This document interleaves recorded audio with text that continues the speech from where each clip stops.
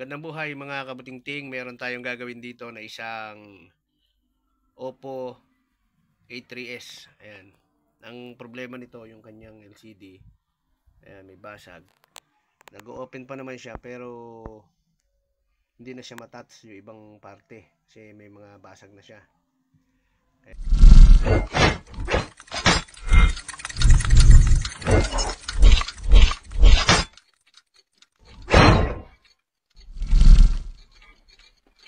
Kaya unang gagawin natin, tatanggalin natin yung kanyang SIM tray. Nanginginig. Ito yung SIM tray niya, nandito sa gilid. Ayan, tanggalin natin. Tabi natin. Pangalawa, tanggalin natin yung kanyang cover kasama yung side. Dito sa ilalim nung ating charging pin, yung plastic, yung cover niya lang itutulak nyo dito para maiangat nyo. Ayan, pag ganyan, no? Tutunog, pag tumunog, sabihin tanggal na yung kanyang lock. Ayan. Tapos kung kaya nyong kukuhin, kuko na yung gamitin nyo. Ayan, paikot. Ayan ang pagtatanggal niyan. Hindi nyo natatanggalin tong cover na to. Yung iba kasi ginagawa, tinatanggal yun eh. Ayan. Ingat lang kayo kasi baka maluwag na yung kanyang button. Yung side button matanggal. Ayan. Okay. Ngayon, pangalawang gagawin natin, tatanggalin natin itong cover kasi iaangat natin yung kanyang battery dahil yung flex nung ating LCD andito sa ilalim nung battery, nakatugon dito sa board yung kanyang flex. Ayan, tanggalin natin lahat yung mga tornilyo.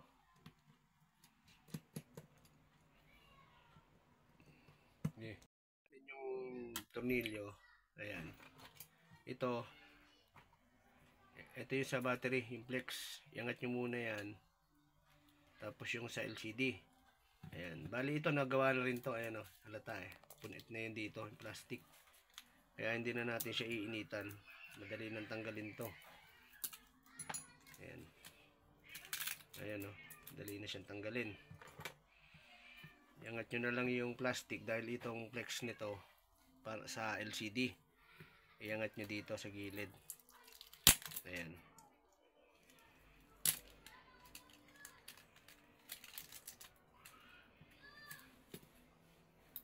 Ayan o. I-try nating itulak. Ayan, natatanggal na rin pala siya o. Ayan. Pero pagka bago ay, yung original pa LCD, iinitan nyo to. Ngayon ang gagawin nyo, ilinisin nyo yung kanyang pinanggalingan nung LCD dito sa gilid na yan dahil may mga naiwang dikit yan eh, mga adhesive eh. Paikot para pagka inilapat nyo yung kanyang LCD eh, hindi siya nakaalsa, nakaumbok. Ayan. Kaya nalinis nyo na, gamitan nyo siya ng toothbrush, paikot. Ayan, para matanggal. Ayan na nakikita nyo, tatanggal yung mga dumi bago nyo ikabit yung LCD. Ngayon, bago natin digitan, itatrial muna natin yung bagong LCD. Ito yung bago. Ayan, ito yung luma. Kailangan parehas. Ayan. Suot natin. Wala pang dikit yan ah. Tetestingin lang muna natin kung okay yung LCD na binili natin. Ayos nyo lang siya. Tapos ayan, kabit nyo mabuti. Ngayon itry natin siya isindi kung mag-o-open yung, ayan o, nag-vibrate na siya. Ayun, lumabas na yung kanyang Oppo. Ayan mga kabuting-ting, bumukas na. Ayan. Ayun o, lakas ng tunog eh. Clean up na. Ngayon pag ganyang nag-open na siya, wala nang password, kuha kayo ng isang apps na pwede nyong pagalawin. Bawa ito.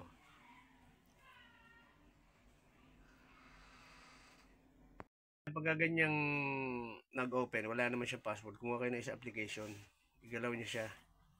Ayan o. Pagka gumagalaw, sumusunod siya. Ayan, ibig sabihin, good yung ating LCD. Ayan. Kailangan buo yan. Ayan o. Paikot na yan. Kailangan yung buong screen na yan. Ito.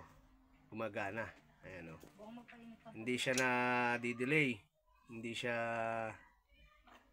nag-a-advance. Ayan o.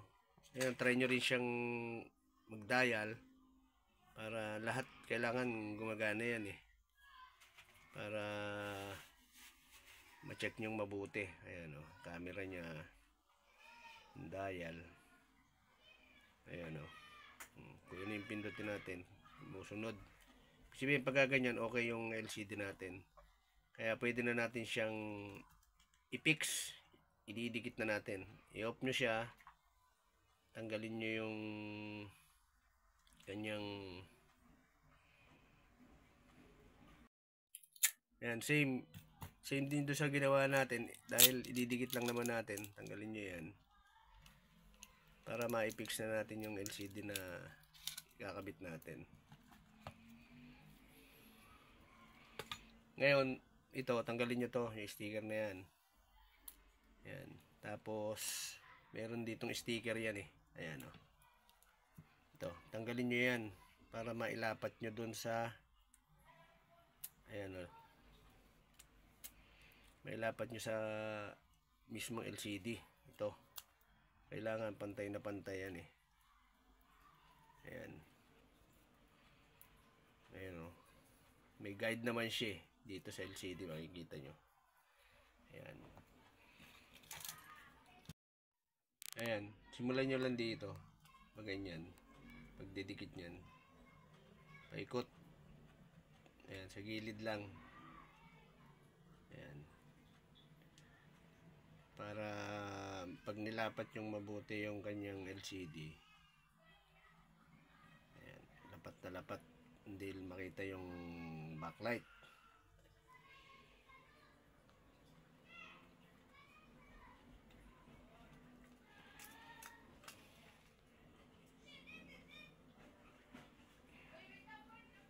Ayan, pag ganyan. Paikot. Ayan. Check lang natin. Mga kabuting-ting, ipasok nyo dito. Ayan.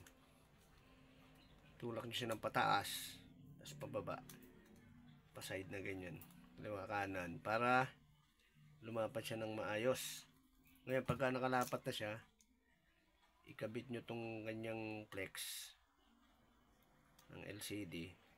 Tapos, ilapat nyo siya ng paganyan. Tsaka nyo balik yung kanyang plastic. Yung kanyang battery. Ayan, lahat ng tinanggal natin kanina, ibabalik natin ng maayos. Ayan. Ayan.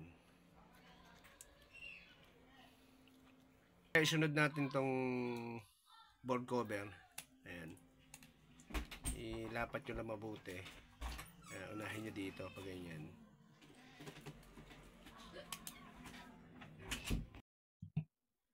Ikakabit na natin yung mga tornilyo. At isusunod natin yung kanyang back cover. Ayan. Tapos itatry natin siya.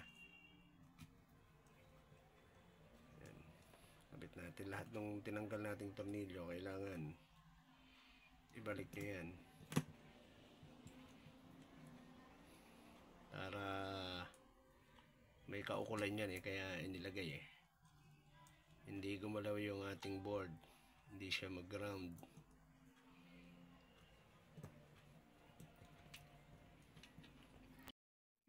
Kaya mga kabuting-ting, nakikabit na natin lahat tornilyo. Ito naman ngayon. Ang gagawin nyo, unahin nyo sa ibabaw pag ganyan.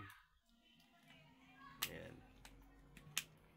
Para hindi sumabit yung ating mga button. Ayan. Hindi siya masira. Ayan. Narin yung nag-lock na siya. Isunod natin yung kanyang shim tray at testingin natin. Sabihin mo kung natapad sa bill. Kabuting-ting, oh. Isindi natin. Para ayan, para makita nyo. Ayan, hintayin lang natin konti, saglit. Ayan mga kabuting-ting, bubukas na, oh. Ayan. Ayan, okay na. Ngayon itong LCD na kinabit natin, titapan nyo yan kalahating oras para lumapat ng maayos yung ating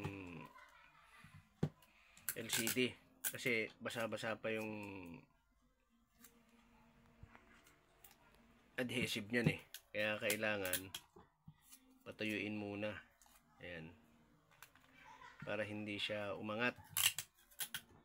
Yan ang diskarte dyan. Ayan, ganyan lang naman pagtitape nyan eh. Okay na yan eh, para lang hindi siya umangat. Ayan, paikot. Ayan, tayo natin kalahating oras. Pero okay na to, nakita nyo naman eh, di ba?